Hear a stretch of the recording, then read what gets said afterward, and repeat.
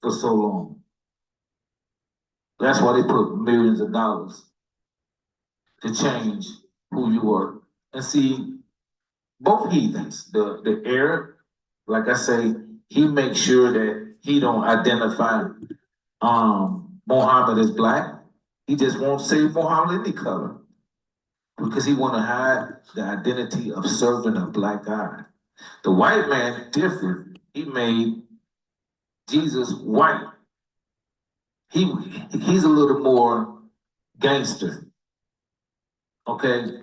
But both of them is secure to say stay away from them knowing that they are the true people, or even their color. Let them separate their identity. How do we do that? Let's go back in the days when they cut the nose off the statue, right?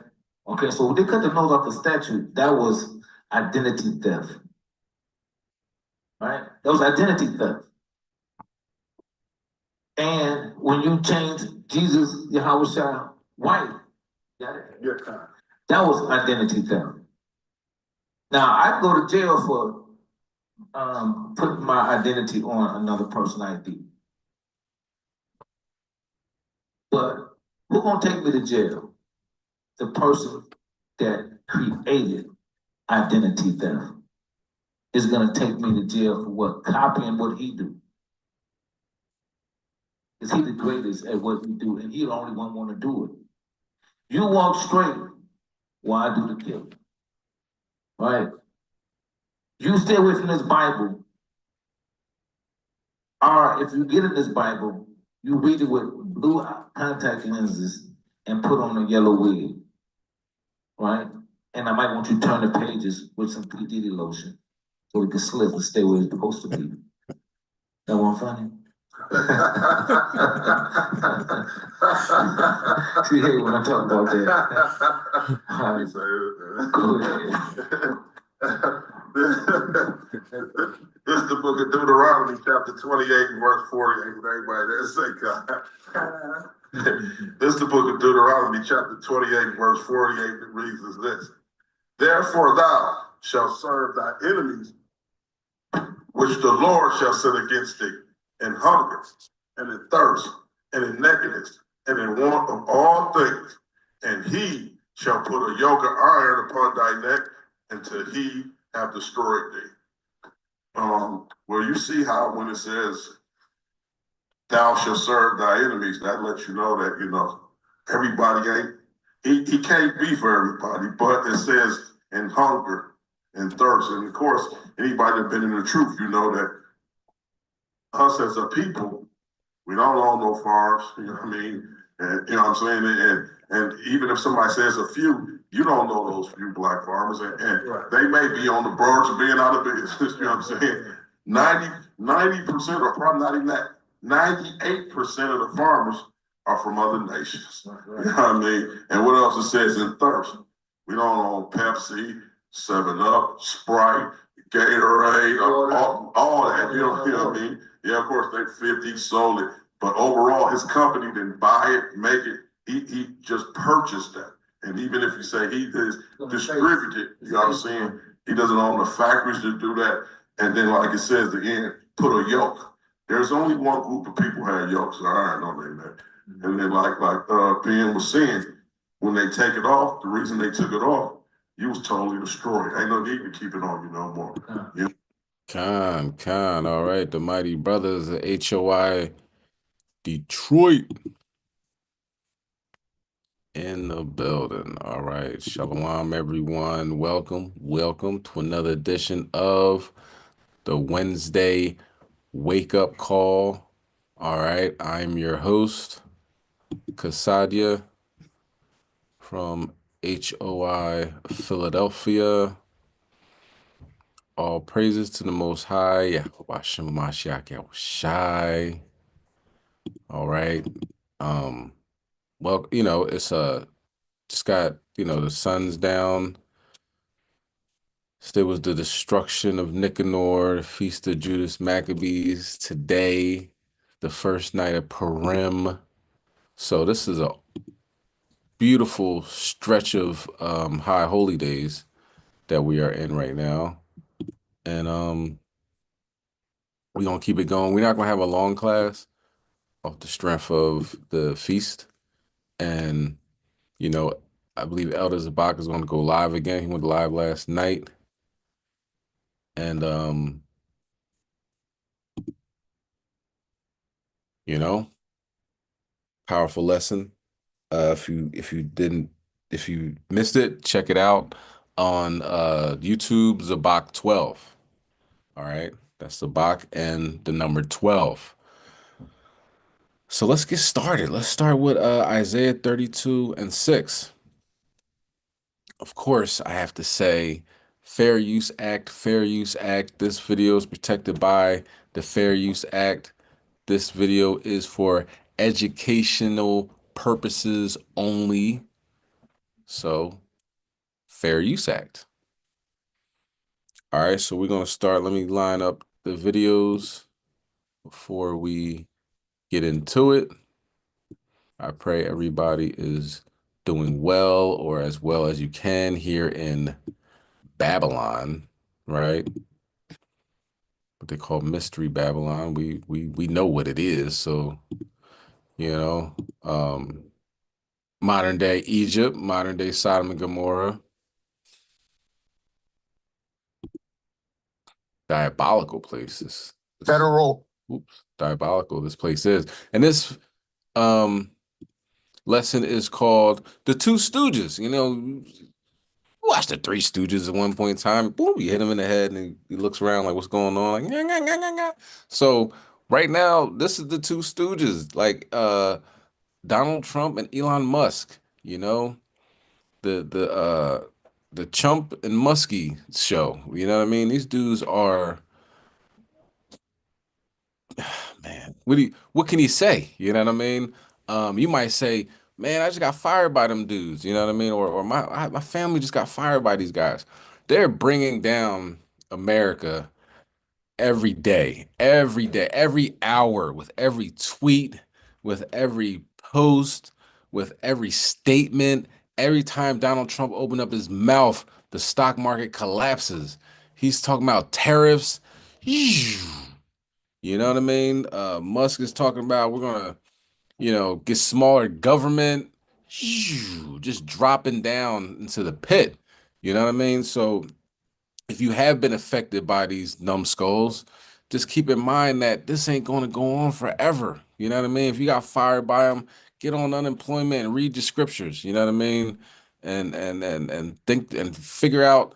Boom. I always wanted to do this. I always wanted to do that. You know what I mean? I'm gonna work for myself. You know what I mean? So you might look at it as a terrible thing, immediately, but you have opportunities. You know what I mean? You have opportunities because you got the Most High with you. You following after these law, statutes, commandments. Okay, if you got a federal job, just keep something in the tuck. You know what I mean? Don't just depend on it because they firing everybody, and they're saying, oh, they have bad. Look at their performance. Their performance is terrible. A person like, man, I've been working here for a month. I ain't even got a performance evaluation yet, and they're like, oh, okay. Well, we didn't know that. You know what I'm saying? They fired people from uh the like a nuclear watchdog, make sure the nukes are cool. And they fired them. They're like, wait, why would you do that? And they're like, oh, I'm sorry. You can have your job back. They don't know what they're doing. The Most High has them like bumbling fools. Like, which way did he go? Which way did he go? Boop, doo, doo, doo. Like gone with the wind. All right. So let's talk about it. Let's go to Isaiah chapter 32 and verse 6. For the vile person will speak violently, and his heart will work iniquity, to practice hypocrisy, and to utter error against the Lord, to make empty the soul of the hungry, and he will cause the drink of the thirsty to fill. Verse 7, the instruments also of the churl are evil. He deviseth wicked devices to destroy the poor with lying words, even when the needy speaketh right. So they're just dropping everybody off. You know what I mean? The American dream is turning into an American nightmare for a lot of people, and particularly Esau. And That's the way the Most High is like, he's like a boomerang. They throw a boomerang at us, and it comes back and hits them in the head. We first heard about the DEI hires. It's like, oh man, that must be all Jake. Come to find out, it's mostly Esau, Edomite women, and then Edomite LGBTQ, Edomite veterans, and like that's them. And when you look at they went to like March on Washington, it was nothing but Esau marching. So when you hear DEI hires, like these DEI hires are making the planes go down, and that's the reason why I ain't got no money and I can't pay my mortgage. The DEI hires, so it looks like they're just coming at us, the 12 tribes of Israel, but it's affecting them. You know what I mean? Not saying it's not affecting us at all, but the majority, we're at the last. Like even at the DEI hires, they still not hiring us.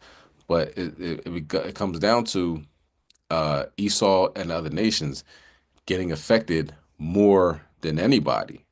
So let's talk about that. Because now we have Esau that was in West Virginia. I mean, I'm sure that whole state's probably like a sundown town, but they turned it red and everybody voted for Trump. He's gonna make America great again.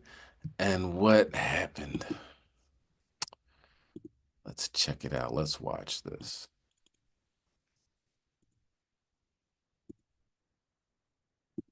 Worker who voted for Donald Trump Slocky. loses.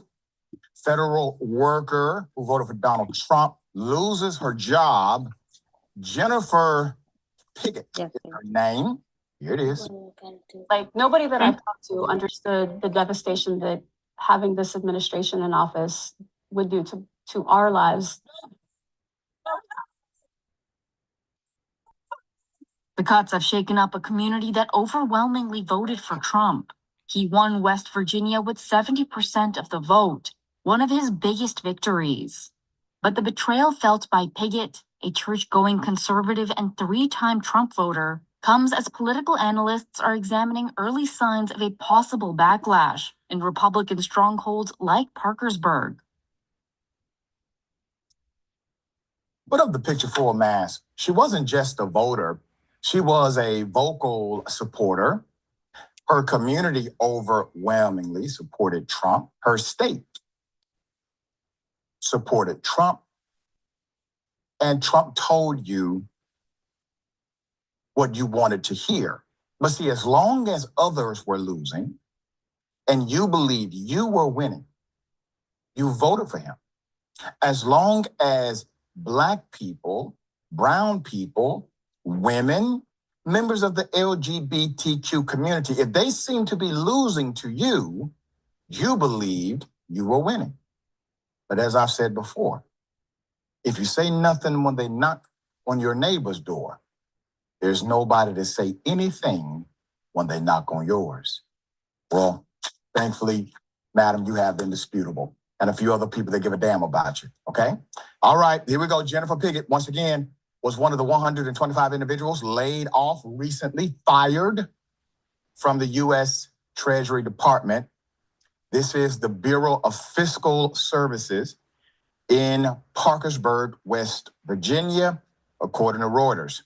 Nearly 4% of the state's workforce is or was employed by the federal government. Ms. Pickett says she would never vote for Trump again. Well, he told you that. He said, if you elect me this time, you won't have to vote again. It seems as if he's not looking for you all to vote for him again, as if he just doesn't want to go anywhere, possibly doing the dictator thing that we said that he may try to do. There's more. Elon Musk, unprecedented. Elimination of civil service jobs. About 30,000 workers have now been fired by Musk-led Department of Government Efficiency since mid-February. This will impact West Virginia more than most states, said West Virginia University economics professor John Deskins. Quote, if the federal layoffs happen, we stand to suffer a disproportionate. Isn't that interesting? The word disproportionate is now being used again. Disproportionate share when those jobs disappear, when that income disappears, when that spending leaves the state economy, Duskins told Reuters. And the job losses are just getting started. Another round of cuts has been ordered at all federal agencies for March 13th. Now, I have more to say on the matter. Now, if you remember, I said this happened. It's a domino effect because there's no economic crisis that's within a vacuum. You have individuals who are career employees, they have mortgages, they spend in the local economy, they support a family, they're supporting families that go to institutions, and that economic ecosystem has been disrupted. It has been disrupted in a serious way. But you have to wonder, what is the aim here? Donald Trump, while cutting all of these federal jobs under the direction of Elon Musk, the truly in charge oligarch, he is also increasing what you pay on basic goods and services. So you have your tariffs from Canada, you have your tariffs from Mexico, you have your tariffs from China. So what is he doing? This is an impossible economy to sustain. Everybody knows this. In the meantime, he's taking meetings in Mar-a-Lago, taking $1 million to $1 million to $5 million dinners with other millionaires. What is he doing? Why? Well, those are going to be carve-outs in the future. You see, there will be carve-outs to the tariffs. The individuals who are spending money right now with Trump, telling Trump how he can carve out this and carve out that, and Trump telling them, well, how much money you're going to pay. And the rest will simply go into privatization. That's just my opinion of the move here. But you have to consider these individuals are trying to take it all, fundamentally transform every moment of our existence in the United States of America, not just a part of it. There's more. Cutting costs and waste and fraud. We love that big picture, said Miss Piggy, 47 years of age. I love that picture. We were excited about that because it is true. But voting for Trump again, voting for Elon Musk, essentially, to wreck people's lives, Pickett said, is something she said she just can't do. Finally, something hit you. It didn't take all of this. It should not have taken all of this in order for you to see the bigger picture, madam. The bigger picture is not cutting fraud and waste. The bigger picture is you are manipulated to believe that if 1 out of 100 individuals, if that one person is committing fraud and waste, you need to cut the whole program for the 99 who's doing it correctly. That is what you fail for. Even though Trump loyalists have proposed a constitutional change allowing the president to have a third term, as it stands now, Trump cannot be reelected president unless something wild happens. Pickett, who worked for the Bureau for 5 years, was recently promoted. Said most people assume government workers knew this was coming. Quote, but we didn't, she said. Nobody that I've talked to understands the devastation that having this administration in office would do to our lives. Well, we did, and we tried to warn you. Put up the picture for Max. Recently, the Atlanta Black Star reported a Donald Trump voter was detained by ICE at gunpoint, and the internet shows him no mercy.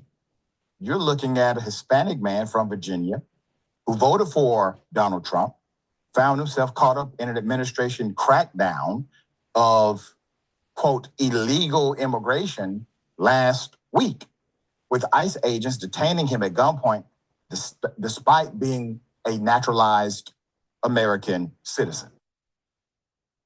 As it turned out, U.S. Immigration and Customs Enforcement agents were actually searching for another man facing deportation. But for Mr. Gency Machado, the man forced to pull over and prove his legal status, the damage had already been done. Mr. Machado said he believed that Trump would be focused on criminals, not each and every Hispanic person going about their daily life. That's what they're doing now, he told Telemundo's 44. And the reporter who broke this story did a remarkable job. They're just following Hispanic people, end quote, he said. Now, here we are. Here we are. This is what it looks like. This is what is happening now. This is the America that you're in. You are not good in the month of March yet. We just got here. He was just sworn in. Seems like he's been in for years, right? This kind of devastation, this extreme amount of heartlessness, targeting this group, targeting that group. He's targeting individuals who literally voted for him. He doesn't care. He doesn't give a damn. He's transforming this into an oligarch nation. That is the point. That's what he's trying to do. But you still have the power. You can stop this. Because as it stands today, you still have democracy. While weakened, yes, you still have one. You kept playing with this notion of constitutional norms.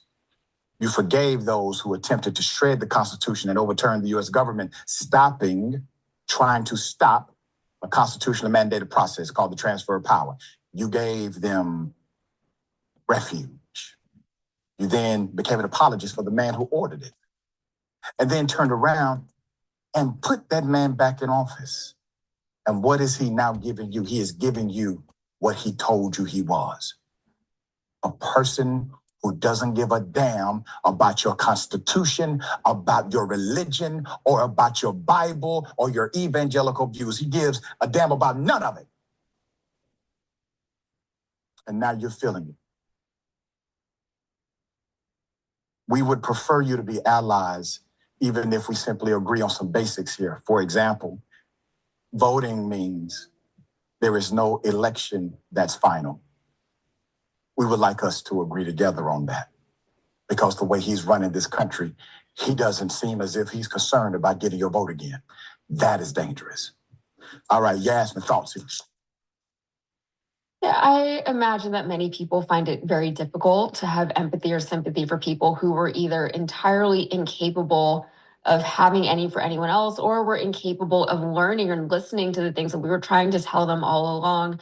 But they were totally fine with Trump's policies when they were affecting other people. They're only now waking up to how bad and dangerous and damaging his policies are now that they're affecting them directly. But while it is difficult for me and others to feel bad for people like this voter or like the Hispanic voter who was accosted by ICE, we need to have empathy for them. I need to. We at least need to be supportive of them. They are finally as angry as we are about what's been happening to these workers across the country and to minority groups across the country. It just took them a little longer to get to where we are, but that's the reality of being a progressive. People are going to take a minute to get on board with certain ideas because by definition, these ideas that progressives tend to espouse fall outside of the scope of the mainstream party messages. I just hope that now they understand that we have been fighting for them and their rights all along, even as they fought us on it. We're not happy about what's happened to these people either. We want, as we have always wanted, justice for these people and for them to be treated in a way that gives them some kind of dignity. There are plenty of Republican voters who genuinely believe that the work Elon Musk is doing with his Department of Government Efficiency is for the good of the country. They genuinely believe but their belief seems to be rooted in something that is actually bipartisan. No one likes government waste. No one likes inefficient spending, especially when the money that is being spent inefficiently is comprised of our tax dollars. But the difference between people who support Elon Musk and Doge and the people who don't is that the people who don't do not believe that what Elon is doing has anything to do with making the government more efficient. It is a facade, it's a farce, it's a disingenuous way to galvanize support behind something that will make life very, very difficult for so many Americans, even Americans who are not directly impacted by the layoffs. There will be downline impacts of these layoffs and department shutdowns. What will we do with all of these laid off workers? They don't have a plan for any of it. especially when the same government that's laying off these workers is trying to eradicate other social services and programs that might support these workers during this time because they rebranded those social services as handouts. The thing people need to understand is that nothing Trump or this administration does is with their best interest in mind. It is only ever with Trump's best interest in mind. He's not levying tariffs on our Canadian allies because he wants to bring jobs back to this country. He's actively eliminating jobs from our job market. He's levying tariffs because he's trying to tank the Canadian economy because Elon wants all of the minerals sitting underneath all of that Canadian ice. I hope that we see many more stories like this, but it is hard to gauge how widespread these feelings actually are. I hope they're very widespread. I hope people are starting to feel the impacts of this government and this administration. Perhaps we will see a tell of this during the midterm elections, but in the meantime, things will not be easy for so many American people. Yeah, this is true. Let's go to Ecclesiasticus in the Apocrypha, of course. Chapter 13, verse 20. So people were like voted for him. They stood in line. There were, his rallies. They're like, let's go, Trump.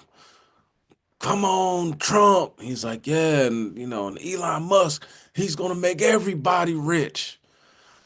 Really, that's not how they got to that position. By giving away money and making other people rich. They, give me, take, push, push, push. So Elon, you know what I mean? It is, the Department of getting you rid of your jobs. You know what I mean? It's like a what's it called? Office Space. You ever seen that movie where the guys come in and they're like, so what do you do here? He said, he sent a memo to everybody saying, everybody in the government, what do you do? Give me 5 things that you've done. And people are like, I don't think I should answer that. I'm actually a undercover spy and I'm doing this and I'm doing that. And the FBI would say, don't answer that. We don't want to tell everybody, what we do here. Um, but people really thought, and he said it. He said it like a couple of days ago, like, "Yo, the tariffs come in. You're gonna have so much money. You're not gonna know what to do with the money. The money's gonna be everywhere." And they're sitting there nodding their heads, like, "Yeah, that's great." And then they're like, "Okay, but we got to cut your food stamps." It's like, wait a minute. I don't. I eat food. That's how I eat with my food stamps. They're like, well, but it affects the blacks. Like, oh, okay, cool. As long as it affects the blacks, nobody cares. But it's affecting them. You know what I'm saying? But let's read that. Ecclesiastes 13 and 20. As the proud hate humility, so doeth the rich abhor the poor. They hate them. You know what I mean? They're like, hey, can I shake your hands? They're like, oh, not right now. I don't have any hand sanitizer. Like, can I take a picture with you? Like, okay, just stand over there. You don't care about these people. You know what I'm saying? In order to get next to him, you got to be, $30,000 a plate dinners. You know what I mean? But he goes there, talks to him, tells them, whispers sweet nothings in their ears, and they go home happy and, with their roof leaking. You know what I'm saying? You ever drive through Trump territory where you see all the Trump signs out there? They be in like the Edomite hoods. You know what I'm saying? I'm like, man, lock the door, roll up the window. I don't know if I want to be around here. You know what I'm saying? They, but in their mind, because he looks like them and he destroys, um, he says his dog whistles to so-called Black Hispanics and Native Americans. We'll get these Hispanics out of here. They're not going to be raping your daughters and all this other stuff. They're like, yeah, because Hispanics are everywhere and they're trying to get at my daughters. Nah, it's called the Southern strategy. If you are wealthy and an Edomite, you you you you you you you say what the poor Edomites want to hear. And if you got to go to work, you're probably poor. You know what I'm saying? People that go to work, Donald Trump don't never have to go to work. Elon Musk don't never have to go to work. You know what I'm saying? These people in Congress, they don't have to work another day in their life. They have millions of dollars. You know what I'm saying? And as far as on the next level, Donald Trump and them have billions of dollars.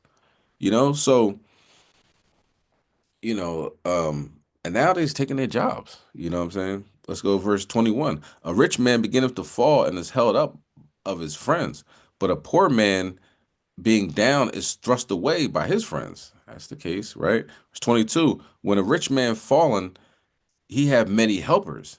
He speaketh things not to be spoken. Donald Trump will be like, we're going to take over Greenland. People are like, what? Yeah, Greenland. And Donald Trump said it and it's right. He's like, yeah, we're going to have a trade war with Canada. They're like, aren't we friends with Canada? Yeah, but just nod. Yeah, okay, Canada. Yeah. They're like, Canada can shut off your lights. You know what I'm saying? The aluminum, I was talking to somebody today. He said drywall went up from, it used to be $11 a sheet. Now it's $22 a sheet. It's just, that's 100%. Do you know what I'm saying? The aluminum, it's a beer company that, and beer companies, you know what I'm saying? Because the beer comes in aluminum, right? There's bottles, but they got aluminum cans and stuff like that. He's like, man, I gotta raise my prices. This is, it's affecting my bottom line. But it's affecting a lot of people's bottom line, but they're too dumb to realize it. You know what I'm saying? Like, yeah, that's what we gotta do. Because Canada's been taking advantage of us for far too long. I thought it was the US government that's been taking advantage of us for far too long. That's why there's taxes on everything. And there's potholes everywhere. The schools is terrible. There's rats and bugs running around the schools. If you ain't been to your local high school, you might want to check it out. As a child, it's dirty in there. The books are old. Um, you know, the tax dollars go straight out the country to wherever, Ukraine, Israel, and he's saying, "Oh, we're not going to give Ukraine any more money." Yeah, that's what he's saying. But then the mineral deal came along, and now we're giving them intelligence and soon to be money and resources. And of course, no money stopped with Israel. You know what I mean? It's almost like it's a sin to say you won't give money to the Revelation 2 and Niners over there. And the funny part is his base can't stand those Jewish people. So he's saying like, they're like, oh, um, well, I guess if Trump says it's all right, then it's all right. You know what I'm saying? It's madness. Let me keep going. He speaketh things not to be spoken, and yet men justify him. The poor man slippeth, and yet he is rebuked, Slocket, and yet they rebuked him too. He spake wisely and could have no place. Nobody cares if you're poor. You know what I'm saying? Sitting out there like, you people need to do this and that, the third, follow the laws, statutes, commandments. They're like, what, do you have a job? Do you even work? Yeah. They're like, you're not Trump, so nobody cares. You know what I mean? That's the mind state, not only of Americans, obviously, this is Iraq time. Okay. But you know, Elon Musk is like, yeah, we need to get smaller government and we're gonna fire a bunch of people. We're like, yeah. Oh, wait, hold on. I'll get fired too. But I guess Elon Musk knows what he's talking about. He's a billionaire. You know, verse 23. And when a rich man speaketh, every man hold his tongue. That's why they sit there and line to hear Donald Trump. He's gonna make America great again. You know, get rid of all the Mexicans and all these illegal immigrants. You know what I mean? Remember he did that last time and deported people, deported our brothers, right? But Esau's not going to get out there and pick no strawberries. He's not picking anything. You know what I'm saying? Well, who's gonna pick my Florida oranges? That's why them Jones is going sky high. Okay, and everything's going sky high. It's like a man holdeth his tongue and look what he saith. They exalt it to the clouds. But if a poor man speak, they say, "What fellow is this?" And if he stumble, they will help to overthrow him. So you see the difference, right? But these stooges are bringing America down to his knees, and it's an adventure to watch. And it's only what, March? Imagine that. Let's keep going. Now what's going on? If you see a Tesla car, they might as well be Elon Musk in there because people is not happy. Washington, D.C. has a high unemployment rate because they fired everybody. You know what I mean? And it's happening all around the country as well. It's not just Washington, D.C. But now if you see a Tesla or a Cybertruck, people are throwing bottles at it, spray painting it. You know what I mean? catch you walking to your Tesla from the grocery store, you might get beat up. That's how crazy it is. And it's only March. All right. Let's go to James chapter 5 and verse 1.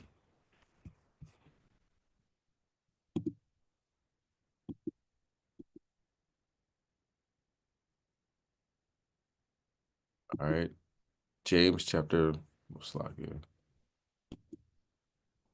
James chapter 5, verse 1. Go now, ye rich men, weep and howl for your miseries that shall come upon you. So, he might not expect this. Starlink, his Starlink satellites, people are the canceling their contracts with him. He's not the cool rich guy anymore. You know what I mean? He's the Nazi, you know what I'm saying? That's pretty much dismantling not only America, but the entire world. You know what I'm saying? By his tweets, he's saying, "Oh, this person should go get arrested. That person should get arrested." He's an oligarch. He has money. That's it. He has no political stance. For real, for real. He goes where the money is. And if he can get another payday, you know what I'm saying? The FAA had Verizon as their link to the planes or whatever like that. He's like, "Hey man, how about Starlink?" He's right up there with the president. You know what I'm saying? So go to now, ye rich men, weep and howl for your miseries that shall come upon you. Your riches are corrupted, and your garments are moth-eaten. Verse 3, your gold and silver is cankered, and the rust of them shall be a witness against you, and shall eat your flesh as it were fire. Ye have heaped treasures together for the last days. Now let's watch him. Now I heard about this before the video. Before I seen it in the news, somebody told me like, "Yo, people are scared to drive their Teslas." The person I was talking to knew somebody that drove a Tesla, and they're like, "This person's scared." I think it was a woman. She's scared to drive her Tesla because you can get assaulted, and now it's mainstream news. Let's check it out. Good Tuesday to you. I'm Don Bell. The losses come as people are showing up to Tesla dealerships to publicly protest Elon Musk and his role in the newly formed Department of Government Efficiency. CBS Philadelphia's Eva Anderson shares how local drivers are growing increasingly concerned. Nick Melillo is charging his Tesla for the first time. I just bought this car yesterday. Though he's aware the maker of his beloved new ride is at the center of controversy. What I'm most worried about is what I've seen on the news. Melillo's talking about reports of vandalism against Tesla vehicles. I don't care where you fall politically. Don't touch my car. This comes amid nationwide protests against Musk and his role in the Trump administration's Department of Government Efficiency. Like this one in Cherry Hill. Early Tuesday morning, President Trump posted to Truth Social vowing to purchase his own Tesla to support Musk. And by the afternoon, with Musk by his side, picked one out on the White House driveway.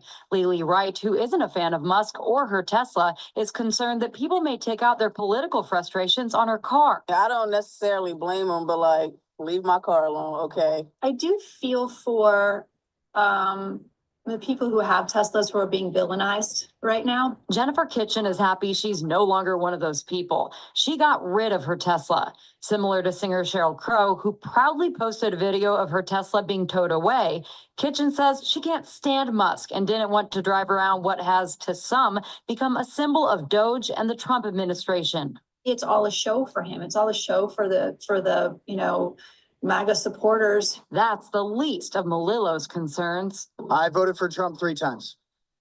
And I voted for Elon Musk to be there as Donald Trump hired him to do.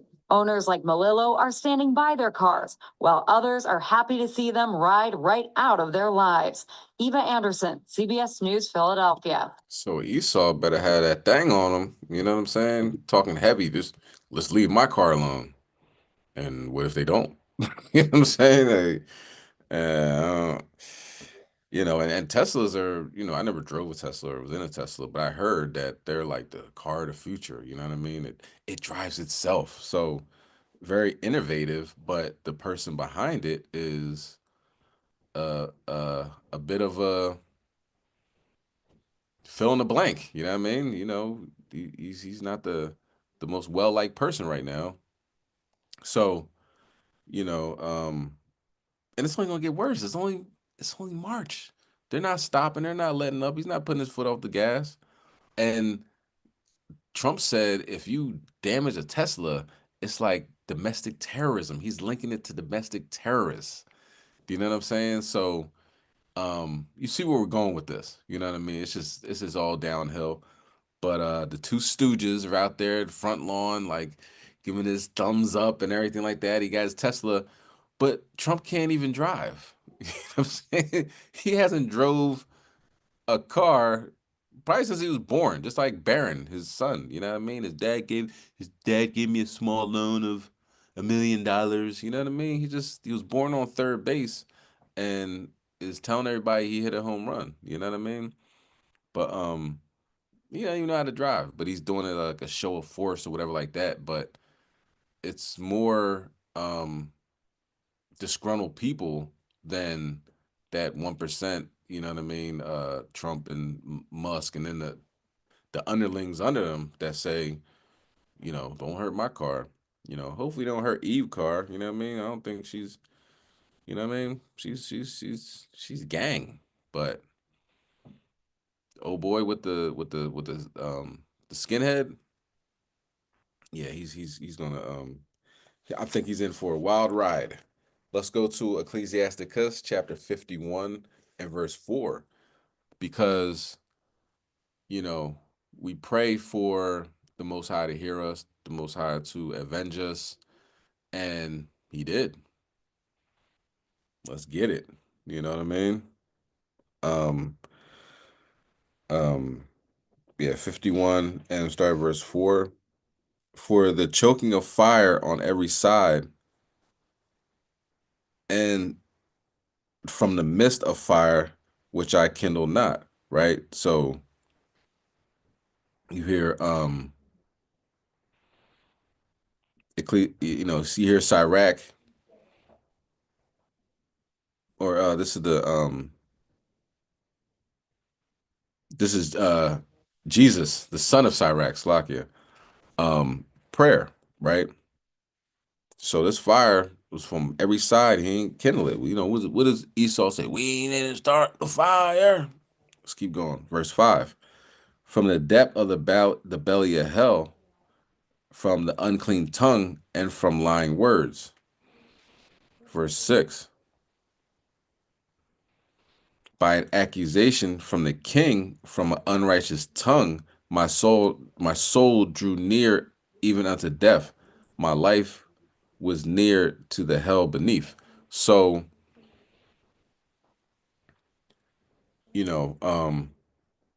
this person, the story is a person from InfoWars. This is Alex Jones' company, and you know the thing about Esau, he might give you some level of truth, some level of history that you might not have known about.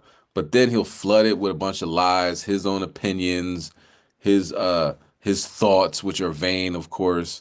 Um, and some people would go along with it, like, okay, well, he did tell me this.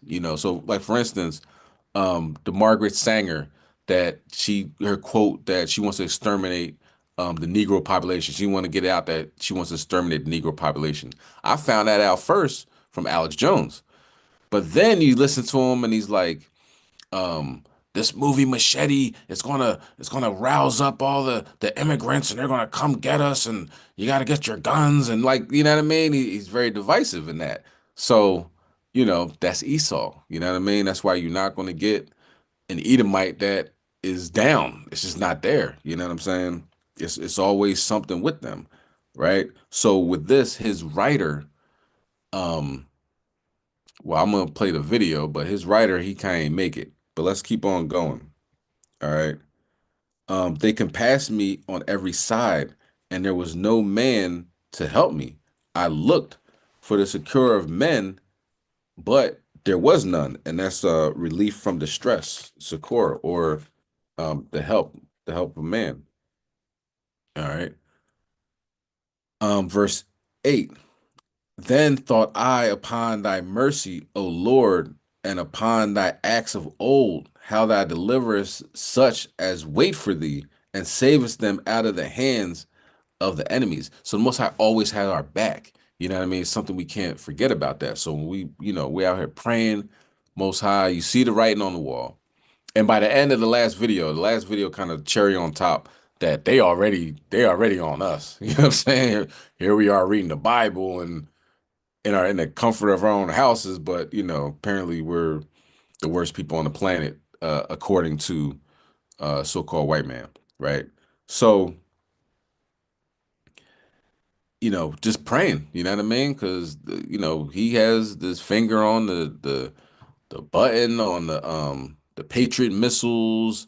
He controls all alphabet teams, FBI, CIA, all that stuff.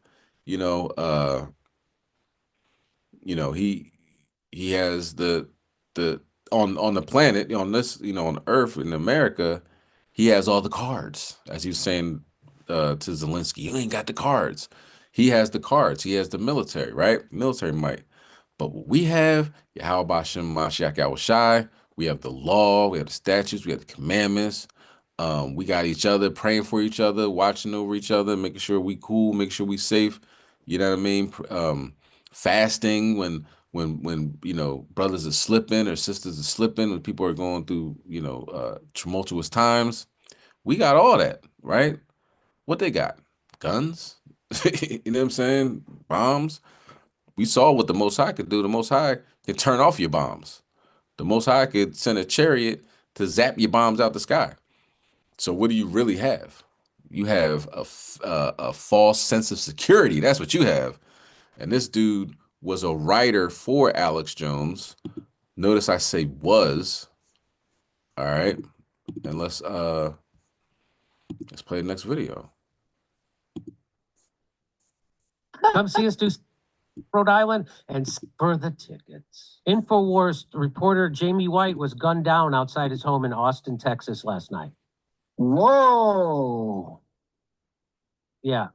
Unbelievable. InfoWars reporter Jamie White was brutally murdered in Austin last night after leaving the InfoWars studio and returning home.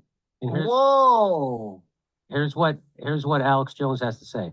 The InfoWars family of viewers and listeners into the world with some really horrible news. There are a lot of really cool people that have worked at InfoWars over the years, and one of the most amazing people was Jamie White. You know him as a great reporter and researcher. He was up here last night working late during the Sunday show and after it. And we even have his last post on X where he responded to Elon Musk. Jamie was murdered last night outside of his home, just a few miles away from our studios. And we are the folks here breaking that news first because his family has been notified, and his good personal friends here that were very close to Jamie have talked to his folks and family. We sent some people over this morning when he didn't answer the phone, because he's always here early, loves to work, loves to fight tyranny, loves to promote freedom. And when they got to the apartment complex, there was yellow tape everywhere and blood all over the parking lot. And we went and talked to the manager. They didn't know anything. It's like everybody else we see in the left. They just very laissez-faire.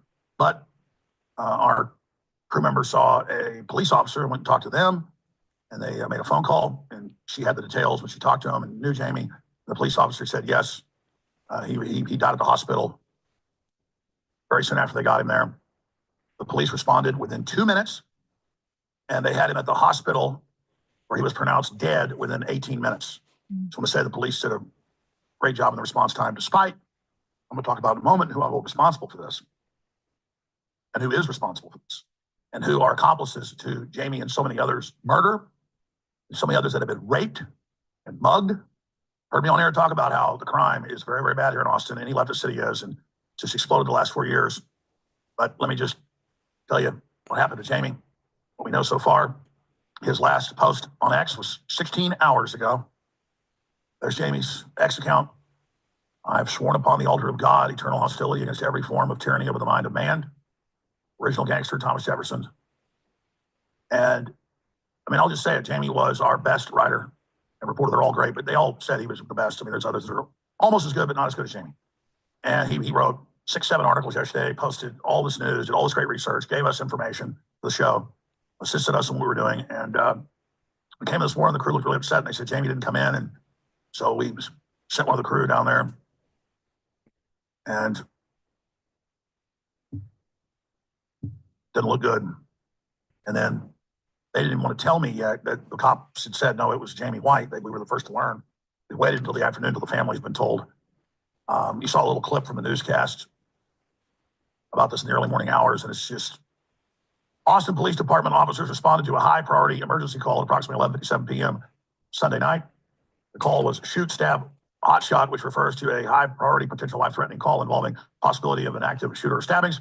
Officers arrived about 2 minutes later and found a male victim, obvious signs of trauma, according to APD Public Information Officer Leah Ratliff. Officers attempted life-saving measures before the victim was transported to a local hospital where he was pronounced dead at approximately 12:19 a.m. Monday morning. Homicide detectives are actively investigating the incident, which marks Austin's 8th homicide of the year. Authorities have not released information about potential suspects or specific nature of the victim's injuries. This is pretty early on in the investigation, and the homicide unit will be releasing more information as they're able, Ratliff said during a media briefing. Well, we've talked to the police off record. We know more. I'm going to reveal that right now. Multiple police officers we talked to, detectives, said off record that we said, we're really sick of this, we're tired of this. And they said, we are too. We have had in the last few years our funding for crime scene people and responders cut back massively. They made the biggest cuts in areas that deal with violent crime, as we know from the news, but this was them telling us. And that they will bust really hardened people with huge rap sheets committing serious crimes, robberies, armed robberies, and that the Austin DA, who, despite all the pressure and everything, is very proud of himself. Soros put him in on record, financed his run, does nothing. In fact, they just intensify it to the point the governors had to put the state police in to Austin just to try to deal with it. And then the state police really don't know anything but writing tickets, so they just write tickets. And I've been really talking about that being a very, very sad thing. Wow, so sad story. Very. Yeah. So he's the best writer. Donald Trump listens to Alex Jones. He gets his news from Alex Jones. The last election, the last time he was president, he's like, yeah, did you hear about this? And they're like, we didn't. Where did you get that information from? Oh, it's the source. And then of course they backtrack and they're like, got that from Alex Jones, didn't you? You know what I'm saying? And they are critical of Black Lives Matter. Of course, the Black Lives Matter movement and Hebrew Israelites don't, we don't get along. You know what I'm saying? It's a bunch of, the lesbians that run it are, enriching themselves with the proceeds and buying mansions and stuff like that. It's really not, you know, uh, protest to get around and something happens, let's protest. You know what I mean? But not getting to the heart of the matter. But when you hear Edomites talk about Black Lives Matter, they're talking about all of us. You know what I'm saying? They don't really stop and say, well, not those guys, but those guys. You know what I'm saying? So, um, listening to him, he always got something slick to say. It's a dog whistle all the time. And that's his writer. His writer got aired out in the parking lot. Let's continue. Okay. Also, something that broke just recently. They were supposed to use Elon Musk, one of his technology, one of his shuttles or whatever, to go get the astronauts that have been stuck in space. You know how broke America is? They can't even get their daggone astronauts. Remember that happened in the Soviet Union? You know what I mean? The Soviet Union that put people up on the International Space Station and they couldn't afford to bring them back because the country went broke. I believe that happened. Now don't quote me, but during the Soviet Union, they're going back and forth to space and everything, but then the country collapsed. America's collapsing now, but people are oblivious to it because they can still go to McDonald's and the lights are on for now. So mission scrub due to ground system issue. Next launch opportunity is no earlier than Thursday, pending review. An 8-day stay for astronauts has turned into a 9 months in space. Astronauts had been expected to leave space station on Sunday, but God said, nah, not today. All right. Um, let's continue on. That's just the collapse. We're looking at the collapse. And the Two Stooges, whatever they touch is going to turn into excrement. You know what I mean? Let's continue on. All right, now this next one, we're talking about the terror of the Most High. Okay, let's go to Ezekiel 32 and 32. God is serious business. You know what I mean? We talked about these planes, trains, and automobiles. So let's go back to the planes. Another plane crash happened in Pennsylvania. It was a jet. Apparently, the door opened as the plane is flying. You know what I mean? That's never a good thing. Never a good thing. You know what I'm saying? You want to kind of keep everything compacted in there. Uh, when the air when the when the door just swings open, it could bring the plane down, and it did. Okay, so Ezekiel chapter 32, verse 32, for I have caused my terror in the land of the living, and he shall be laid in the midst of the uncircumcised with them that are slain with the sword, even Pharaoh and all his multitudes, saith the Lord God. All right, so the Most High God is terrorizing these people. It's scary to get on people don't want to get on planes. You know what I mean? I guess for good reason. If you Israelites aren't there, then what's the point of flying? You don't see anybody with fringes on, but I think I'll take the next one. You know what I mean? You see somebody with fringes on, can you sit next to me? Can you? All right, I'll write you a check. What do you need? Here's my rings. Here's my rings and things to talk about. Bring them out. Here's my Rolex. Or Timex. Esau ain't balling like that. But if you ain't got an Israelite on a plane, you might be in a lot of pain.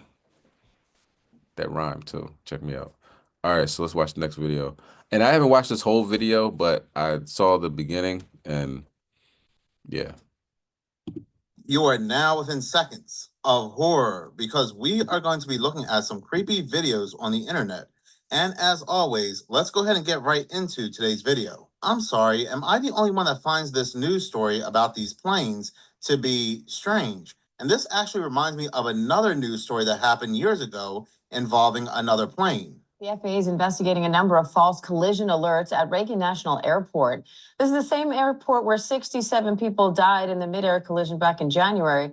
Now, multiple flight crews say they're getting collision warnings even with no other aircraft around. Transportation correspondent Gio Benitez has the latest.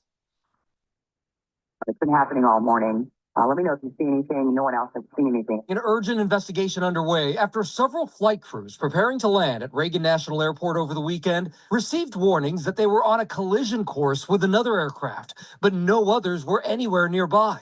Listen to the confusion. Got a couple of traffic advisories, the cautions. We didn't see anybody either. There's no known traffic between you and the field. We've had multiple arrivals today, report PAs and RAs for unknown targets. These cautions. A source with direct knowledge telling ABC News 6 planes reported receiving those mid-air collision warnings in the cockpit Saturday, 3 forced to perform go-arounds. The traffic collision avoidance systems in cockpits, known as TCAS, are meant to tell pilots if their plane is in danger of colliding with another aircraft. No word on why those pilots were receiving false alarms. It's a potential major distraction of a flight crew at a very critical time of flight, which is landing. You don't want all of a sudden to be looking for traffic on one side or the other. You want to be concentrating on the runway. So if these are not real warnings, and they haven't been, they're distracting and they're dangerous. It's especially terrifying because it was at this exact airport where a Black Hawk helicopter collided with an American Airlines plane in January, killing 67 people. The NTSB is still investigating what went wrong. Meanwhile, Airlines for America, that's the lobbying group for the major U.S. airlines, will testify before a House subcommittee today, calling for the permanent suspension of some helicopter routes at Reagan. They also want all military aircraft to broadcast their exact location near airports to avoid a crash. Diane. Transportation correspondent Gio Benitez, thank you. Now, look, when it comes to this news story, people are blaming Donald Trump. They're blaming Elon Musk. They are saying this is due to the federal firings. But this has nothing to do with controllers or the tower. This has everything to do with the planes themselves. It is the plane's TCAS systems themselves that are reporting of a nearby object, saying that something is nearby and it's going to crash right into this plane. And I just find it so bizarre that this is happening as the planes are landing at the exact same airport that a crash happened a little over a month ago between a Black Hawk helicopter and an American Airlines plane. Could hacking be involved? Yes, that's always possible. But the thing is, this is only happening at the one airport where a collision just occurred. And it's happening as the planes are landing, multiple different planes. People are also theorizing that cloaked UAPs may be involved. But this, like I said, it reminds me of a story I heard years ago, a story by Mr. Ballin, a very popular story involving a plane, Flight 401. The flight crashed into the Everglades. The pilots on Flight 401 all lost their lives. A good amount of passengers on that plane as well lost their lives. Not everybody, but a good amount did. The thing is, the airliner still decided to use the spare parts from that plane crash on other planes, parts that were still usable. The people who flew on those planes with the spare parts, and I'm talking about the pilots, the attendants, even an airline CEO, all said they experienced very bizarre things, very bizarre sightings. One pilot and the attendants next to him all saw the ghost of the captain of Flight 401, Captain Bob, sitting in one of the seats. On one plane, the attendants on that flight all saw the ghost of the co-pilot from Flight 401, and they actually said that the co-pilot told them that there would be a fire on that plane if they were not careful. Like I said, there was even an airline CEO who said he saw the ghost of the deceased captain. There were so many strange things happening on those planes that the planes had to eventually be decommissioned and the parts taken off those planes. And once doing so, all the reports, all the accounts of seeing things and feeling things had stopped. Is it possible we are seeing something very similar to this here, some kind of residual haunting, where the parts from this crash between the Black Hawk and the American Airlines plane are still scattered throughout this airport? There is some kind of energy left over from this crash because these TCAS systems, they run off radio frequencies. There was a creepy video back in 2017 where a pilot in Thailand, he recorded this standalone aero bridge not connected to anything, but he believes he saw and recorded ghost passengers walking this aero bridge, and these passengers do not know that they're deceased. Some are even saying that if you look closely, you can see some of them even floating. But some are even saying that this could be some kind of visual trick, that these could be shadows being casted from another walkway with real people. But here's the thing, a crash actually happened at this airport. Airlines Flight 269 was a scheduled domestic passenger flight from Bangkok to Phuket, Thailand, on September 16, 2007, at about 15:41 ICT time. The McDonnell Douglas MD-82 operating the flight crashed into an embankment beside runway 27 at Phuket International Airport, bursting into flames upon impact during an attempted go-around after an aborted landing, ending the lives of 90 people on board. There were 130 people total on board the plane. So again, is it possible that the people that we're seeing here are the people that were involved in that crash and they're stuck in some kind of limbo? It does go on to say that sometimes when people pass away suddenly, they don't realize that, again, they pass away and they are trapped in some kind of loop. And I get it. Everything could have a plausible explanation. This could just be the reflection of a busy, brightly lit airport. That, yes, that's always possible. But on this channel, I look at the paranormal side of things. Going back to all those stories I covered on Minutes of Horror of people going absolutely berserk over seeing people that were not real, seeing things that were not real. And does it play in with all of that? But in any case, All right, all right. So, um, we wanted to get the beginning of that with there's they're flying to Reagan Airport, Reagan International Airport, and it's saying you're about to crash. And you look around and there's nobody there. Most High is terrorizing these people. Let's continue on. Let's go to Zephaniah chapter 3, verse 5. And didn't even get into the other plane crash that happened in Pennsylvania. And also I believe a medical chopper crashed. I'm not sure where, but maybe I could find that out now. But let me see. Let's get Zephaniah. We'll bring that out. We'll come back to what medical helicopter crashed.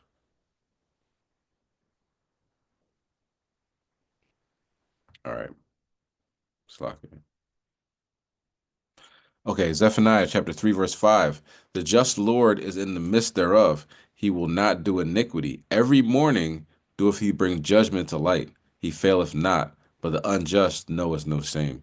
So, of course, when you see judgment, got to talk about it. You know what I mean? And now, do I know that this is Esau? There's no pictures. Well, at least I haven't got any pictures or further report on this.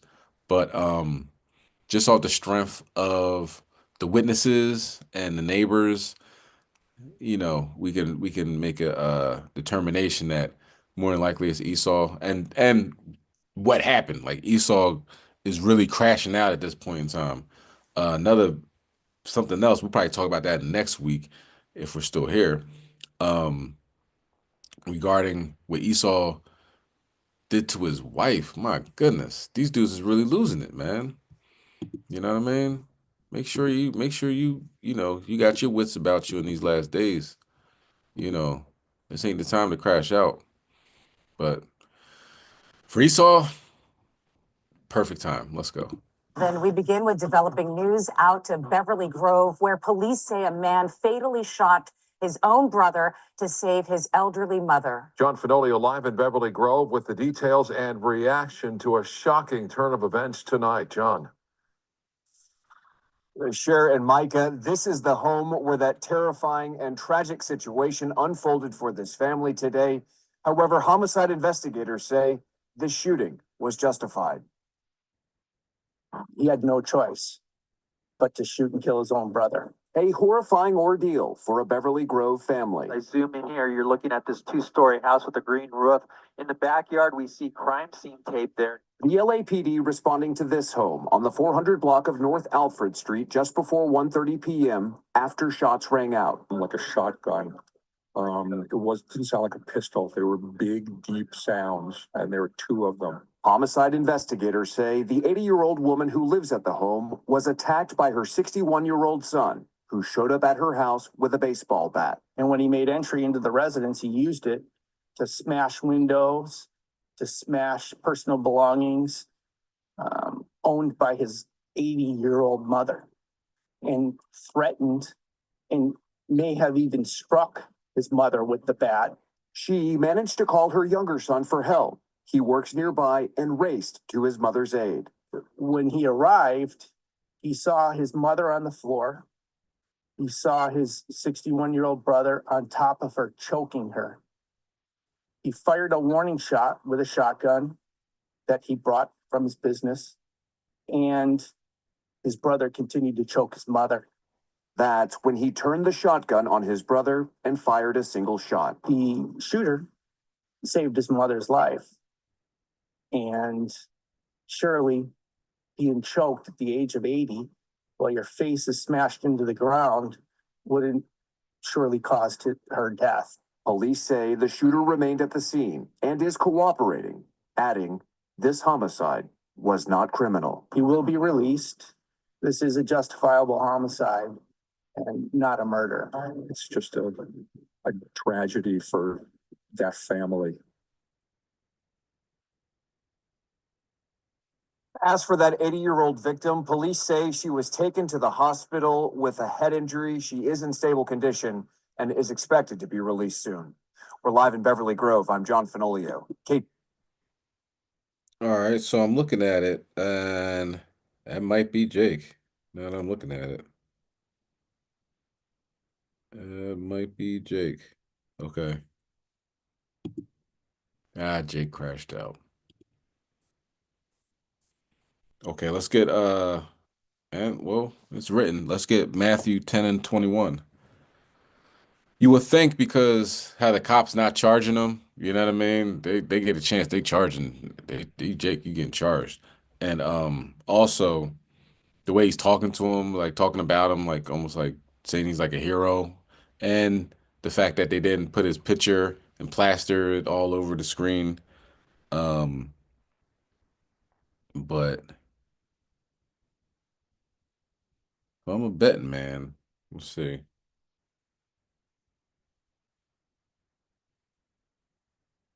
Very, very, fair skin, but looking at the nose, look at his nose, look at his nose. Like Maury, right? Look at his nose. That look like Jake. Okay. Let's continue on. Let me see. Matthew 10 and 21.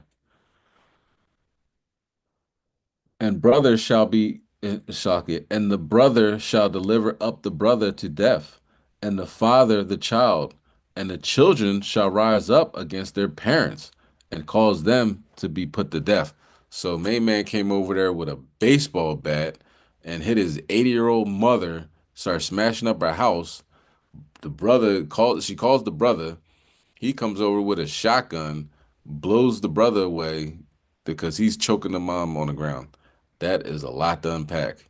You know what I mean? That is, uh, by definition, crashing out. So, it is best to have some coping mechanisms, read scriptures, follow the law, statutes, commandments to avoid anything like that. Okay, let's continue on. We have a couple more videos. We have the next video deals with Jake and Jake beating the crap out of Jake. Why? Because they want to be a part of a fraternity. Okay, the Omega Psi Phi Fraternity Incorporated, the Q Dogs. They throw up the hooks and wear the Tims with the camouflage pants, jumping around and everything like that, right? Let's see what happened one day in college. You send your child to go off to school to, learn and grow and all that other good stuff. And he gets sent back in a box because somebody looks exactly like him, beat him to death because he wants to join his fraternity. Let's get Maccabees 1 and 15. The interesting part, which I just found out with fraternities, right? It makes sense, when you think about it, but you can't wear your fraternity, you know, letters and everything, your Greek letters in Greece. You know what I mean? You go there and they're like, yo, who are you? Why you got our letters on there? You know what I'm saying? They might rip it off you because you fronting. You know what I'm saying? Uh in college, if you are part of fraternity and say you go to a party and you wearing the fraternity's colors and you not down with them, you never paid the dues or went online and crossed over and did all this stuff, they'll rip it off you. And that happened. I know somebody that happened to. They'll take it off you and, probably beat you up or whatever like that. But if you go to Greece, they'll do it to you. You see how that works? Isn't that crazy? Let's watch this next video. Oh, matter of fact, let me read matter of fact, we're gonna watch the video, then we'll read the scripture.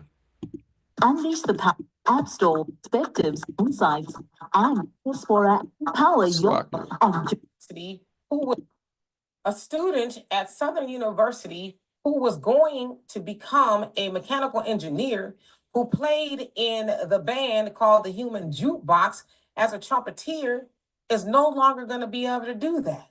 You know why? Because his life was allegedly taken from him by the fraternity that he was pledging to be a member of. Now, originally, they said, oh, he died in a park when he was standing in line and just collapsed and died. But investigators are saying that ain't what happened to him. He was originally in a warehouse where he was punched in his chest, along with other members who were pledging to cross over. And they're also saying that the other members of the fraternity aren't cooperating. They're not really saying much. So as of this moment, there is a full-on investigation. But one thing remains to be true is that Caleb Wilson is dead. He died trying to be a member of Omega Psi Phi. Now I want to know this because Omega Psi Phi is a part of the Divine Nine from HBCU, right? They're supposed to be the greatest amongst us. But can you really say that you're the greatest if you're doing that to people who just want to belong? Because maybe they think you're the greatest? Can you really say that? If you are punching people in their chest because they want to be a part of your organization, can you really say that you're the greatest if you're making them do things that are demeaning and less than? Now, some people are probably saying, well, those kids should say, no, I don't want to do that. But kids sometimes say, and they're kids to us, right? I know they're 18 or whatever, but they're kids. Sometimes they have that fear of missing out or a sense of belonging. So, okay, I'll do it, I'll get it over with, but never are they expecting to die. Yeah, they might be chugging a bunch of alcohol, and that's not something they normally do, but they're like, okay, I'm going to do it, get it over with, and I'm going to be a part of this great organization that's supposed to be one of the pillars of the Black community. But can you really say that if you're allegedly taking the lives of kids who just want to be a part of what you're doing? I don't know. I don't think that you can. I don't think that could be your claim to fame. Now, the technical term for what they did to Caleb is hazing, and it's illegal. It's been outlawed, and it's a felony involved if you are found hazing. So again, his fraternity brothers, they're shut mouth. They're not saying much. They don't really want to help with the investigation. But it sounds like the chapter president is on board with the investigation, and they're, cooperating fully. But I'd imagine maybe the president doesn't know that they're hazing. I would hope they don't know that, because normally that kind of stuff is done in the dark, which is probably why they were in an old, warehouse in the dark, punching people in their chest. And I need to ask, what is it about that you think is cool? Like, who comes up with this? Let's punch them in the chest so hard to where they die. Or make them chug a bunch of alcohol or do ridiculous things that could take their lives. Well, like, why is that a part of it? Is danger a part of it? Surviving? Is it like a rite of passage? If you survive these horrible things we're going to do to you, then you make it? What about doing normal stuff? Now, I've never been in a sorority, so I don't know exactly what all you're supposed to do, but I would imagine taking somebody to the brink of death or beyond that, I don't think that's part of it. So I think that they need to be disbanded. And, so far, the university has put a pause on all student activities outside of classes. Nothing is going on until this investigation is done. I think they need to be disbanded. They've disbanded sororities and fraternities before for hazing and taking lives. Disbanded. Find something else to do. But taking the lives of students who are going to, become better, that ain't it. Y'all should be ashamed of yourselves. So anyway, y'all let me know what you think of that. So let's read First Maccabees 1:15. All made themselves uncircumcised and forsook the holy covenant and joined themselves to the heathen and were sold to do mischief. So our people back then, in the time of the Maccabees, in the Greek captivity, said, I want to be down with y'all. You know what I mean? Don't worry about the covenant. I want to be with who's winning. You know what I'm saying? And even in scriptures, we go to Isaiah 56 and 10. Matter of fact, let's start verse 8 for clarification purposes. The Lord God which gathered the outcasts of Israel saith, Yet will I gather others to him beside those that are gathered unto him. All ye beasts of the field come to devour, yea, all ye beasts in the forest. His watchmen are blind, they are all ignorant, they are all dumb dogs, they cannot bark, sleeping, lying down, loving to slumber. So Most High doesn't have a good outlook on dogs. You know what I'm saying? They're all dumb dogs, and the dogs were licking up blood in certain situations where, it's prophesied like the dog's going to lick up your blood. So these guys, they're Q dogs, you know what I'm saying? And I was online at one point in time for the Mega Sci-Fi, and there was hazing involved. The reason why I seeked out that fraternity was when I graduated from school, I wanted to have a job. I wanted to have some type of, um, you know, when you go to a job interview, right? And somebody sees you with a chain that has, Omega Psi Phi or some fraternity, they'll say, "Oh, I'm part of them too." Part of Omega Psi Phi was like schools and teaching and doing anything in schools. So you're almost guaranteed a job when you come out there and you're part of that fraternity. Due to I guess nothing really on my part, really the most high, you know what I'm saying, that I wasn't able to be a part of that, the crossover, so to speak, what they say. But hazing does happen. Um, a lot of it is mental, you know what I'm saying? So they'll get you in front of a door and say, knock down this door. You know what I mean? And you're like, all right, I'm about to muscle my way in knocking down this door. But they really want you to knock down the door. You know what I mean? Like knock down the door. They say, I want 300 pieces of chicken in 5 minutes. You take a piece of paper, you write the word chicken on it 300 times and rip it up or rip it, you know what I mean? And give it to them. There's your 300 pieces of chicken. So it's like mental things, thinking outside the box, but it does get physical as well. But all praise to the Most High, I found the truth. You know what I'm saying? So seeing this, it can happen because you get punched in the chest the wrong way, your solar plexus, you can die. And that happened to this young man, and now it's pretty much on the forefront. So, and I believe somebody got arrested too. So it's a felony. And what it comes down to is maybe the other fraternities will look into this and say, what are we doing? We're just beating each other up. And it's messed up because they don't have to necessarily like you when you're part of a fraternity. You can go to another school, they're like, who are you? Oh, you part of uh Epsilon, Beta, Gamma chapter? Oh, we don't mess with y'all. You know what I mean? Like it's weird. It's really the curses on full display. You know what I mean? Because it's not knowledge of self. You don't know who you are. Obviously, when you call yourself Greek, and it's you hating on your brother.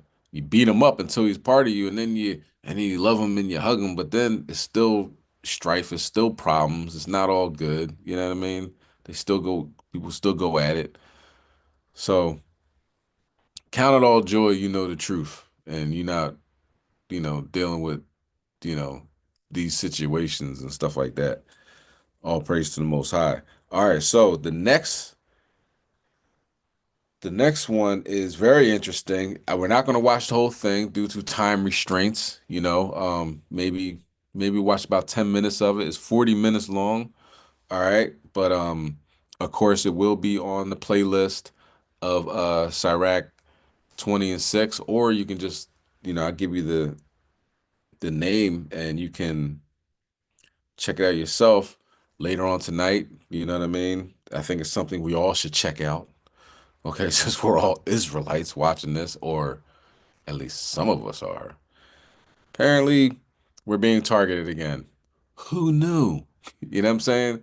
But when we found out that Jeff Sessions, when this is Trump's first administration, Jeff Sessions admitted that the FBI was watching the black Hebrew Israelites.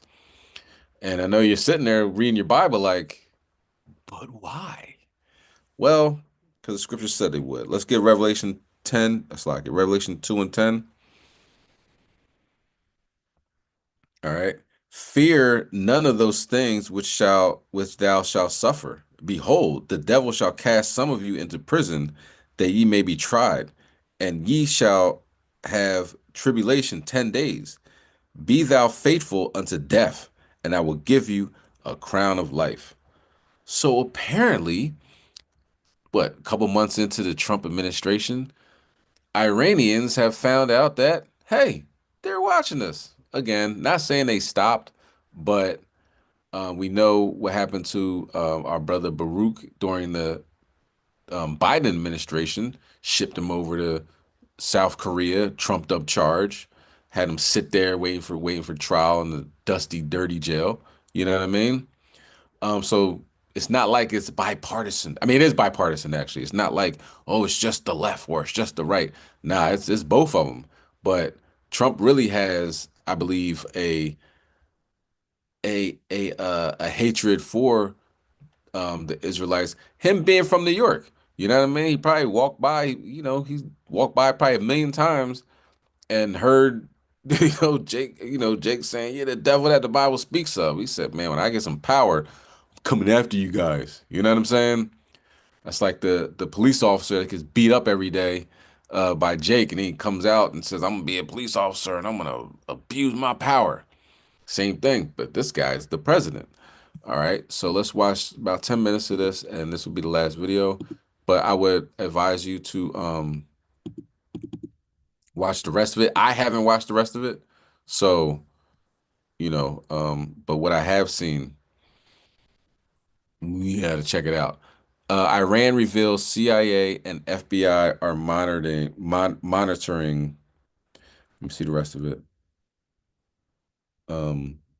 Black are monitoring Black Israelites right now. Okay, it came out a day ago. Shout out to Uncle Penuel for this information. So let's watch it for about 10 minutes. For more insightful commentary, please subscribe to this. Strategies to monitor and control the movement. Iran reveals CIA and FBI are monitoring Black Israelites right now. 1. Iran's shocking discovery: U.S. intelligence agencies are watching Black Israelites.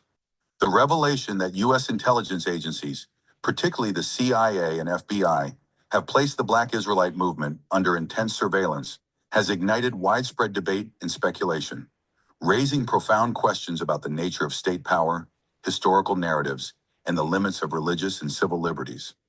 According to Iranian intelligence sources, American authorities perceive the movement as a potential destabilizing force, justifying covert monitoring and infiltration.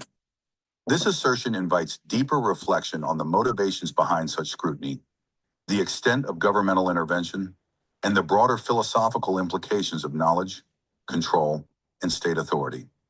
While Iran's claim may be shaped by its own geopolitical agenda, the mere suggestion that a religious community rooted in Black identity and biblical heritage is being watched so closely by the U.S. government rekindles long-standing concerns about surveillance, racial politics, and the mechanisms through which dominant powers seek to regulate historical discourse. The Black Israelite movement has long occupied a space of fascination, controversy, and misrepresentation.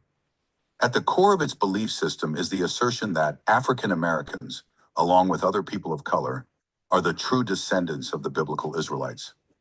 This claim challenges conventional Judeo-Christian teachings and Western historical narratives, positioning the movement as both a religious and socio-political force. Over the past several decades, Black Israelite communities have gained visibility in urban centers across the United States, drawing adherents through teachings centered on identity, spirituality, and historical justice. For many followers, the movement is not merely a theological framework, but a radical act of reclamation, a means of restoring a lost heritage and resisting systemic oppression. In their view, the recognition of their lineage is not just an abstract intellectual exercise, but an existential awakening, one that empowers African Americans and other marginalized communities to redefine themselves outside the constraints of a Eurocentric historical paradigm. Given this transformative ideology, it is unsurprising that the movement has attracted both admiration and scrutiny. Supporters regard Black Israelites as truth seekers who challenge historical inaccuracies, while detractors, including some mainstream religious institutions and government bodies, frame them as a radical or subversive force. According to Iranian intelligence reports, U.S. authorities have designated the Black Israelite movement as a high-risk group due to its growing influence, its engagement with historical revisionism, and its potential to mobilize disenfranchised communities in ways that disrupt existing power structures. Iran claims to have intercepted communications and reviewed classified documents indicating that American intelligence agencies have deployed a range of covert strategies to monitor and control the movement. These strategies allegedly include the use of informants, digital tracking, and psychological operations designed to discredit Black Israelite teachings. Iranian analysts suggest that the FBI and CIA have long viewed racial and religious movements with skepticism, particularly when those movements challenge dominant narratives. Historical precedents, such as the FBI's COINTELPRO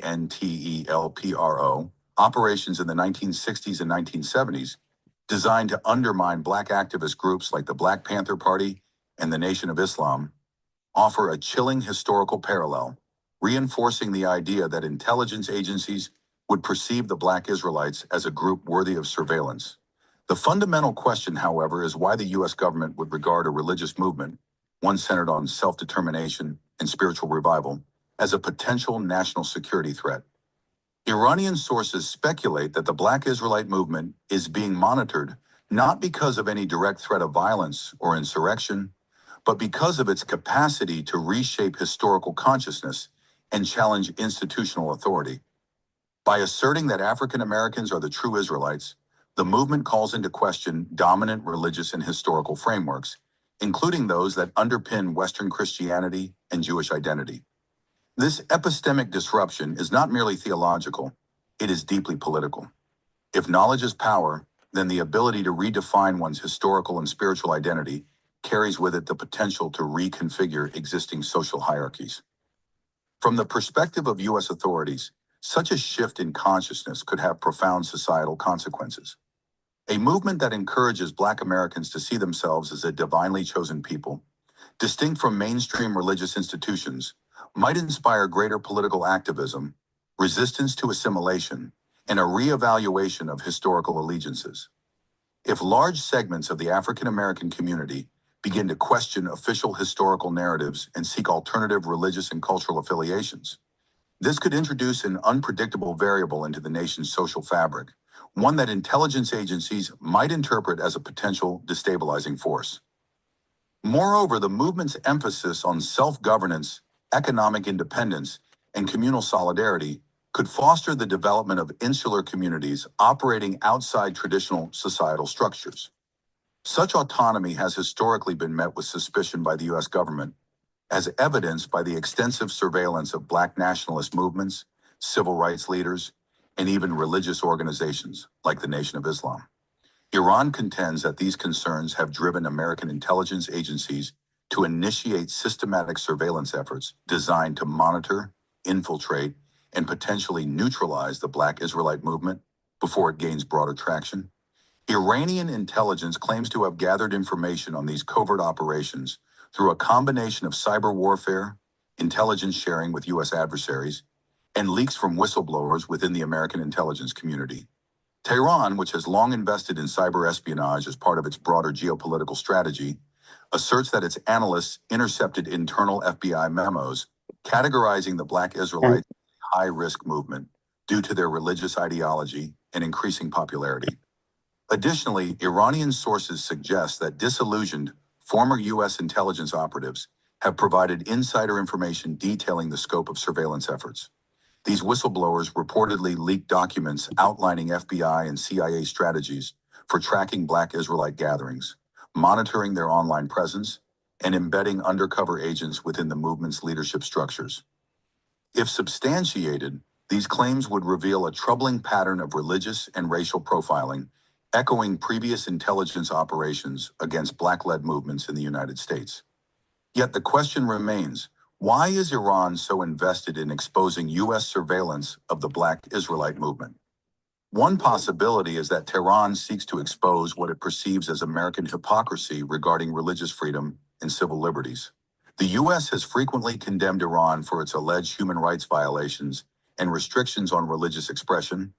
Yet here, Iran presents a counter-narrative that portrays America as a state that surveils and suppresses religious groups it deems politically inconvenient. Furthermore, Iran has historically aligned itself with movements that challenge Western hegemony, particularly those that critique Zionism, colonialism, and systemic oppression.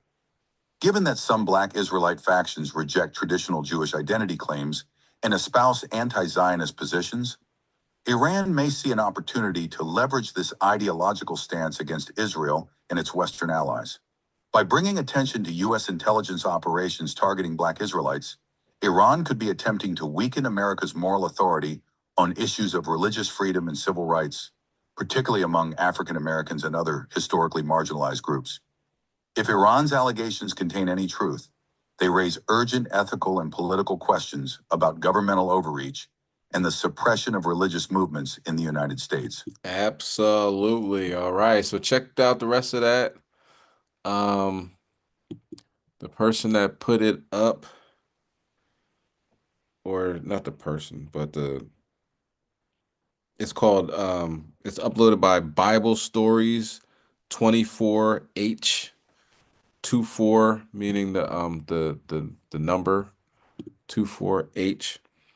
Okay, and then once again, that's Iran reveals CIA and FBI are monitoring Black Israelites right now.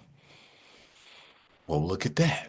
You know, thought just reading the Bible and going to feast days and following the law, statutes, commandments written, wouldn't be a problem.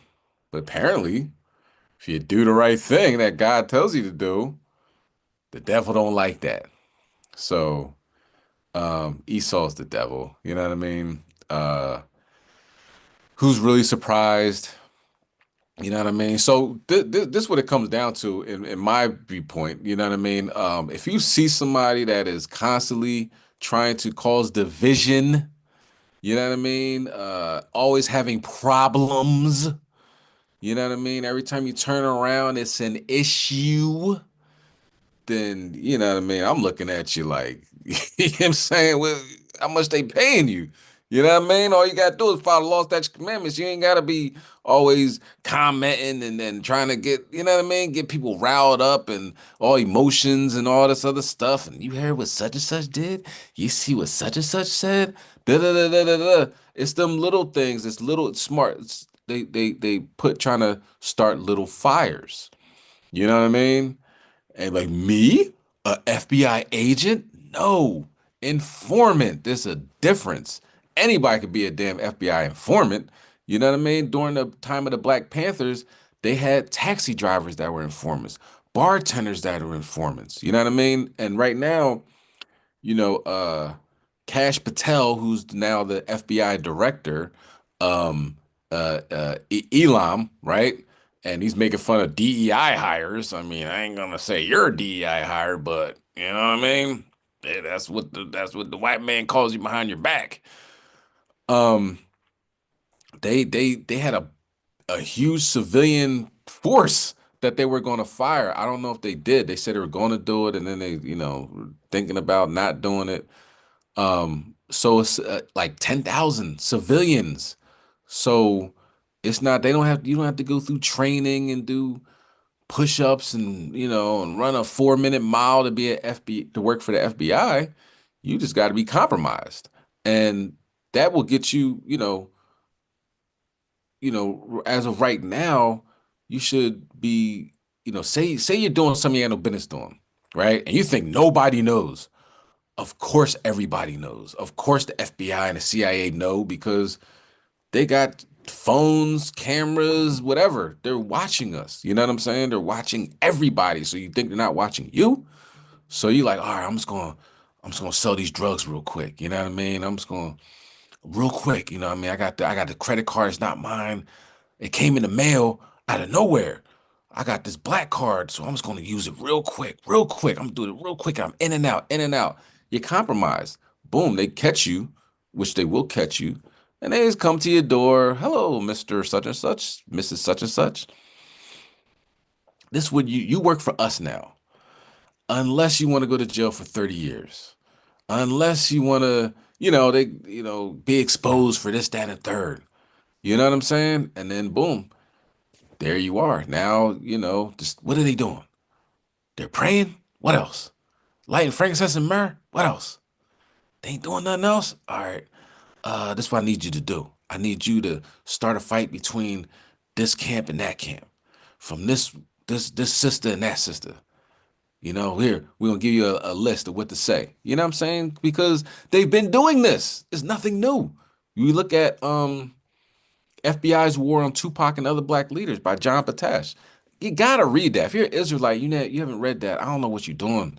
Read that book. You know what I mean? And it'll tell you the honey pot. You know what I mean? They'll tell you what you. Uh, I like dark skinned women that are tall. All of a sudden, dark skinned tall woman just comes up to you. Hey, how you doing? You know what I mean? They know what music you like. You got a Facebook account.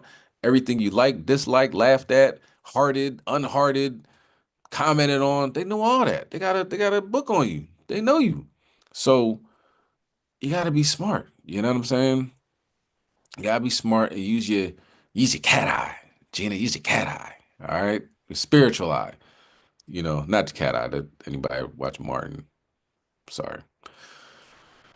Use your spiritual eye. Pay attention. Okay. And not just that. Um, what else did they say? Um, so the deception, um, you know, something else I was gonna say, Salakia. Um, be aware, be aware. If you somebody that I'm not an FBI agent, I just got a bad nasty attitude. Well, fix that joint up because we can't tell. Okay, fix that joint up. You should be you know what I mean. You should be flying straight right now, not falling back to the old man, the old woman. You know what I mean? Straight like that. And it's the parim. We don't know what the Most High is doing behind the backgrounds. That's why I this is one of my favorite feast days because Mordecai didn't know the king had his back at that point in time. He woke up, the Most High went and let him sleep. He's tossing and turning, like, hold up, what happened to that guy that told us, that was about to try to overrun the kingdom? Oh, nothing happened. And he's talking out of mind the whole time. You know what I mean? And what happens? He's like, I think you should, for somebody that helps you out, you should prance him around the whole, you know what I mean? Prance him around the kingdom and put a purple garment on him and this, that, and the third, this, that, and the third. You know? And he was talking about Mordecai, you know what I mean? And he ended up getting hung, So what it comes down to is you never know what the Most High is doing in the background. And it's a beautiful thing that we know what Esau's doing in the forefront, but of course they're scared of you. You can contact those chariots. You talk to God and he listens to you and he sends his angels. Can't none of them do that. They say, oh, it's the tall whites. The tall whites are in there and they're the Palladians and this, that, and the third. Really? Where's that in the scriptures? And show me a tall white. Man was made in the image of Yahweh Shem Yahushai, and the angels were black men. And that's just simple as that. Black men and black women. We were made in the image of Elohim. So they're really scared because they're the damn devil and they know they're wrong. They know they've been lying to the American people about the chariots, about the so-called UFOs, about everything. And we come out there and expose it on the street corners. So they don't like us. But guess what? We don't care. And we're going to keep on doing what we're doing until the Mashiach Hawashai comes back or the casket drops, whichever happens first. You know what I'm saying? And if they take one of us out, guess what? First seats on the chariot, right there in the kingdom. You know what I mean? So that's another thing. You ain't scared to die, then that's really a problem for them. Because that's their thing. Well, we'll kill you. Okay. If the Most High allows you to do it, you know what I mean? So, and if you are a Hebrew Israelite that is scared to die, then you're not going to be a good Hebrew Israelite because they'll just threaten your life. Just like a warrior. If you're a warrior and you're scared to die, you're a terrible warrior. You be on the battlefield shaking in your hands. You can't shoot straight. That's why the scriptures say, if you got a vineyard, if you was married, if you're fearful, go back home. It's not for you. All right. So if you want to watch the rest of that video, feel free. I know I am. And isn't it crazy? Like, is Purim in the Persian Mede Empire? You know what I'm saying? Elam, the people now that are living in Iran right now, the so-called ancient Persians, and that ties right in with Esther being married to the king. You know what I mean?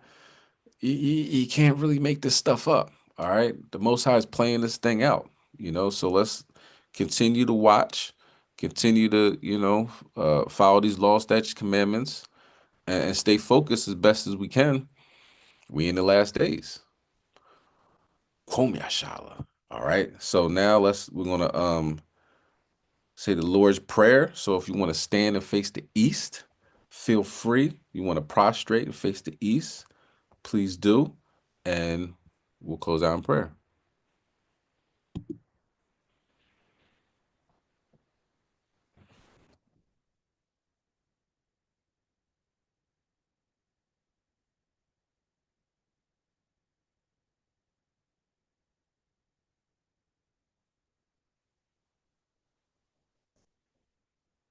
All right, this is the Lord's Prayer in ancient Paleo Hebrew. Abanawa, Shabbat Shemayim, Wadash, Ayah, Shemka, Yahweh, Malapaka, Daba'a, Ratazayaka, Ayah, Aisha, Barataza, Kawa, Ayah, Bashemayim, Nadananawa, Lakham, Cow, Yawam, Wasalafnawa, Kabawafnawa, Kasalafnawa, Kabawafinawa, Wala'a, Dabinawa, Banasai 1, Abal, Hawashinawa, Mayan, Rai, Kaya, Laka, Hamalakwaf, Wa'ala, Watapal Lai Walumyum, Amen. This is the book of Matthew, chapter 6 and verse 9. After this manner, therefore, pray ye, Our Father, which art in heaven, hallowed be thy name. Thy kingdom come, thy will be done, in earth as it is in heaven. Give us this day our daily bread, and forgive us our debts, as we forgive our debtors. And lead us not into temptation, but deliver us from evil. For thine is the kingdom, and the power, and the glory forever. Amen. Lord Yahweh, Bashema Mashiach Yahshua, we come to you humble and shamefaced in these last days, asking you to please continue to protect us, watch over us, hear our prayers, have mercy upon us, protect our families, protect the Israelites that fear you and that do this work, not for vain glory, not for filthy lucre, but because it is in them, it's in their heart to honor you. They know you notice. They know that this is the truth and this is the way they should be going. Please protect them and watch over them and hear their prayers. Lord, the water, for the signs, for the information, knowing that Esau is fearful, scared, shaking in his boots, that just by us following the law, statutes, commandments is bringing him to the brink, that he's fearful of the chariots. That's why he doesn't speak anything about it. He's not giving any type of disclosure because he's scared. The water, you know, like was said, all my heroes have been on FBI watch lists, and for the opportunity to be an Israelite and to follow the law, statutes, commandments, and in doing so, bringing the most powerful empire um, in the history of the world to its knees. It is an honor, and we will continue to do everything we can to push this word, to to push to our people who they are and that what they should be doing and following the laws, statutes, commandments you wrote down in the Bible, written with your finger. Please protect us in these days, and may you send your son back and destroy this place and bring us to the land promised to our ancestors, the land of milk and honey. In Yahweh name we pray. Amen.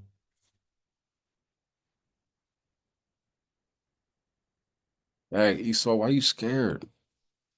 You scared. You watching people that ain't even doing nothing, man. You scared. Oh man. It's an honor. It's an honor to do this work. So um, you know, get it done, y'all. Get it done.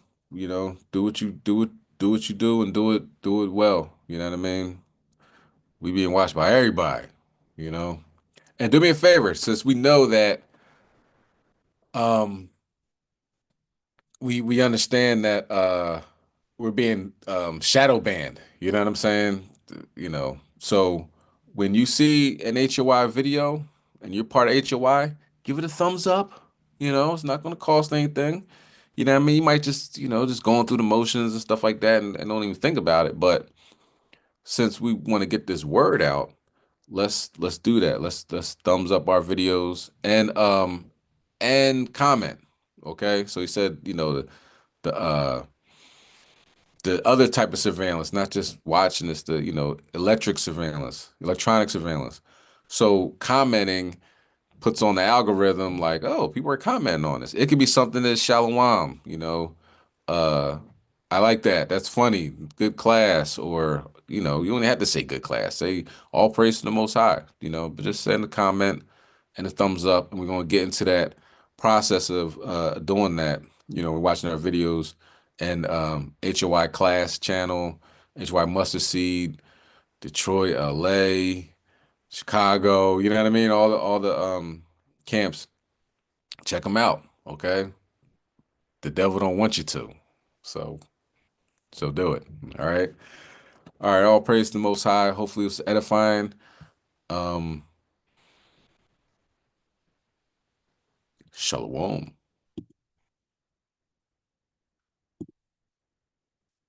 Kid. Slakia. Shalom. Boom. Hold on, y'all. Hold on. I'm gonna get off YouTube.